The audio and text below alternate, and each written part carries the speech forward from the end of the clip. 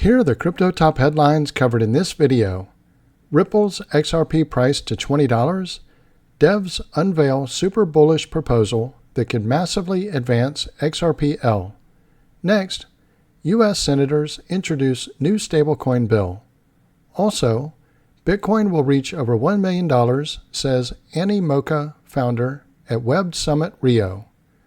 Welcome to Crypto Top Headlines, where there's no clickbait thumbnails or titles, and no speeches on my opinions, just bringing crypto's news to you. We have a quick request that doesn't cost you anything in order to help. Help us grow this channel to 1,000 subscribers by September, which would be our channel's 1-year anniversary. All we ask is that you click on the like and subscribe buttons, as well as the notification bell. By clicking on these, it does help grow the channel, so thank you in advance for doing so. Now, on to these headlines. Our first top headline, Ripple's XRP price to $20. Devs unveil super bullish proposal that could massively advance XRPL.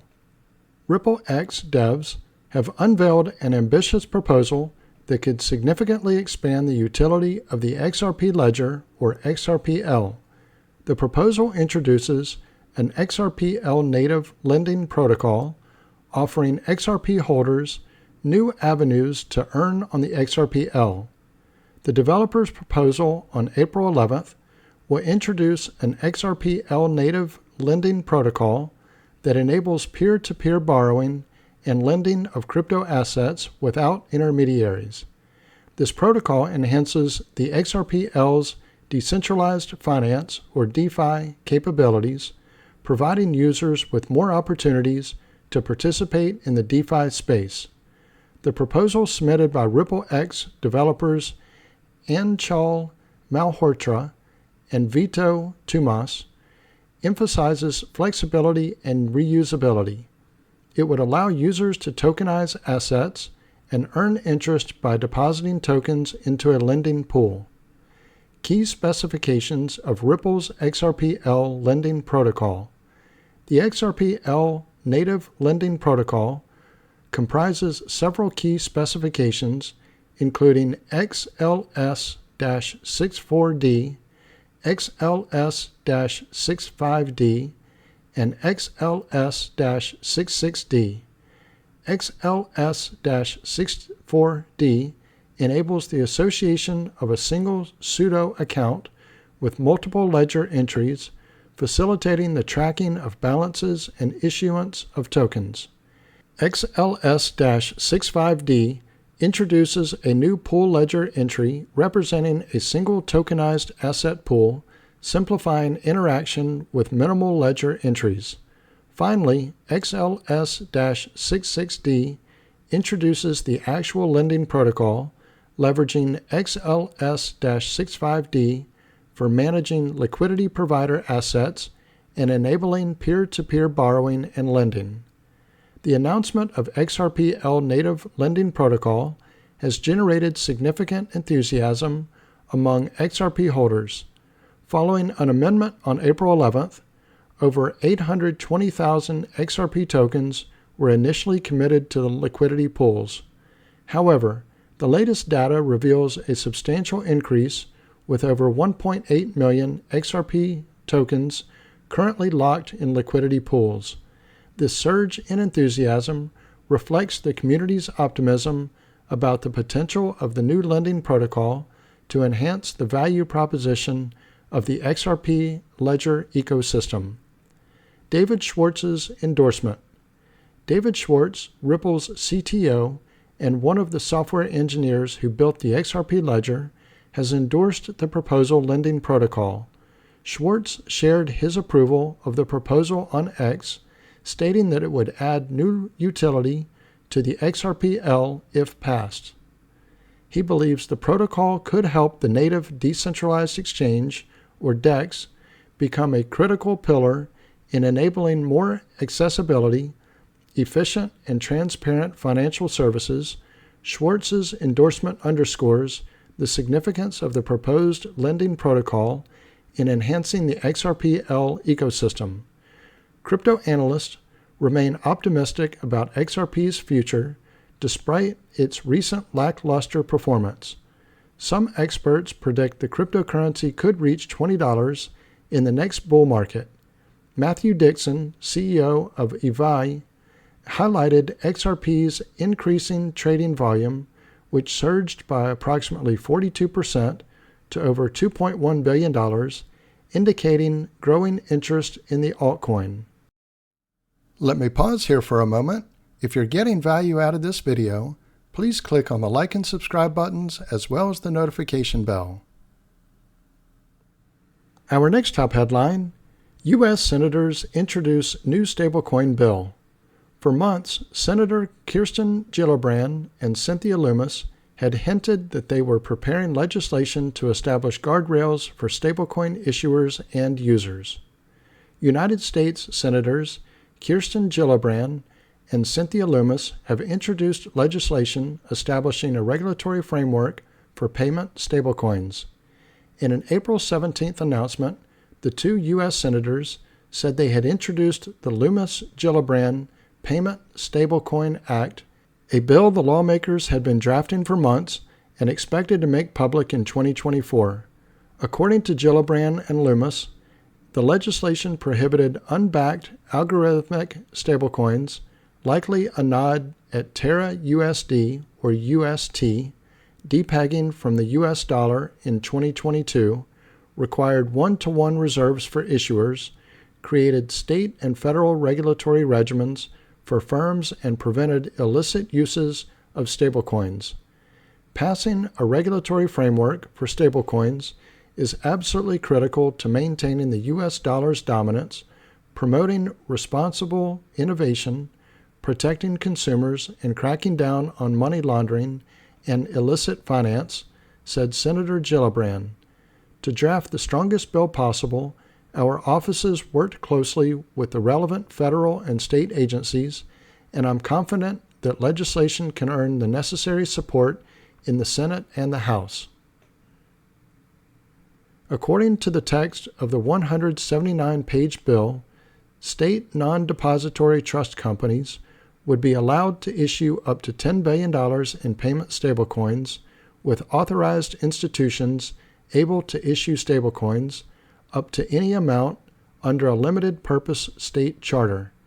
The legislation also aimed to uphold the current system of state and federal charters and established rules on custody for non-depository trust companies. Proper custody practices for issuers are essential, especially in light of FTX, said a one-page document explaining the bill. In October 2023, Senator Lummis called for the Justice Department to take action against stablecoin issuer Tether for allegedly facilitating funds Hamas used following the terrorist group's attack on Israel. She has previously worked with Senator Gillibrand to introduce crypto-focused legislation, including one bill to establish a comprehensive framework, clarifying the rules of the Securities and Exchange Commission and Commodity Futures Trading Commission in regulating digital assets. Lummis and Gillibrand had been teasing the legislation amid concerns from many lawmakers and industry leaders about establishing guardrails for stablecoin issuers in the United States. The House of Representatives took one such bill, the Clarity for Payment Stablecoins Act, out of committee in July 2023. Though the legislation appears to be ready for a full floor vote, it has seen little, if any, movement in months.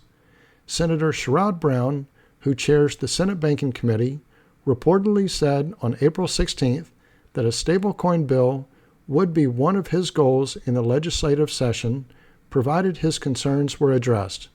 He did not specifically mention Lummis or Gillibrand's efforts at the time. Our next top headline: Bitcoin will reach over $1 million, Animoca founder at WebSummit Rio. Yat Sui spoke on the panel Bitcoin's Revenge, Is Web3 Making a Comeback? At WebSummit Rio in Brazil. Yat Sui, the founder of Animoca Brands, spoke at WebSummit Rio on April 16th on a panel titled Bitcoin's Revenge, Is Web3 Making a Comeback? At the panel, Sui said he has no doubt that Bitcoin will reach $1 million.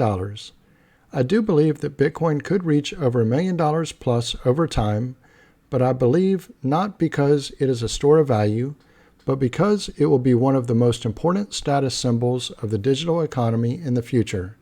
Cointelegraph ambassador Christina Lucrezia Corner moderated the panel at which Ripple President Monica Long appeared alongside Sui. Long emphasized that the development of the crypto market is more important than the price of Bitcoin. I would say the more important place for all of us to focus on is real utility for the assets, and that's what's going to drive long-term value and stability and liquidity for all of the assets in crypto. Long praised Brazil and said the country is one of the places where there is a real focus on crypto development. Brazil is a place where we're seeing breaking ground for that type of development. You have a government that creating clear rules around virtual assets and a community of focused developers, and you have traditional finance banks like Itaú that are a blessing to crypto. So that is the mix of a real focus on crypto. Corner focused on the importance of Web3 for giving power to the people, especially those who do not have many choices in society. She said, Web3 is about giving power to the people, to those who didn't have access to certain things. As the panel moved on to Web3, Long highlighted that, in contrast to other market cycles, there will be more maturity in Web3 companies this year, and equally important, this maturity is reflected in its current institutional adoption, she said. If you think about it, some of the biggest brands in financial services like Goldman, BlackRock, and Fidelity, they actually build their products and offerings in bear markets, meaning they see the bigger picture. So I think that's what's going to be very different this year, the institutional embrace. Web3 and spot Bitcoin ETF. Sui stated that financial inclusion and its effects, particularly on blockchain and Web3 games, are more important than institutional adoption. He said, we look in places like the Philippines, or even in some places in Latin America, millions of people in the world who don't have a bank, don't have a university education, in some cases don't even have a high school education. But now though, having a crypto wallet, they are included in the new financial system, are becoming somewhat financially literate, taught through gaming, which is another form of play.